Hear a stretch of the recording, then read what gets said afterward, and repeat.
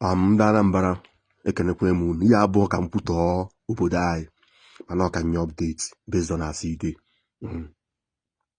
Ọ bụ na ịbụ onye ọfụ na Anambra steeti maọbụ ọ bụ na ịbụ onye ọfụ isi from another state na-abịa Anambra steeti for any occasion na villages a, ifuru ya m ji n'aka, ị ga-adịrị this thing very very careful. If you are not understanding Igbo, please call your Igbo brother or sister, let them explain to you. Ihe ya m ji n'aka na ife ya dị m n'aka na ya bụ na ahụ mmadụ ka ihe a si wee pụta. Na ahụ mmadụ ka o si wee pụta. So ke maka eji emerụ vidiyo anụnwa, ihe a bụ ofu ihe Anambra ji emerụ ndị mmadụ ọjị. When you come to their village, ha like ịhọ gị. If they just want to wicked you, ihe a bụ ofu ihe ha ga-eji wee nye gị ọjị. Okwe na-agbanahụ ihe ahụ, okwe gbanahụrụ ihe a, obere nwa agbanahụhụ ihe a, nwa mụrụ ọfụ tata agbanahụkwara ihe ahụ.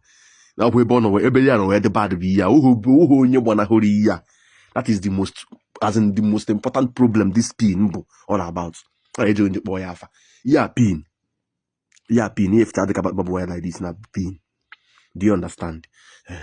So, and to symptom this thing ma agba gị abụ ọ na-ebu isi ọwa with anya nkochi, then ahụ ịcha ọkụ.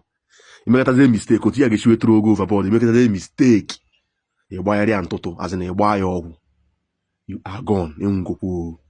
Ịghọtara ụmụ ibe. So ị na-aga some communities dịka ụga, Ezinifite, Isuọfịa na Nka, Agụlụ, ịkpachara anya gị.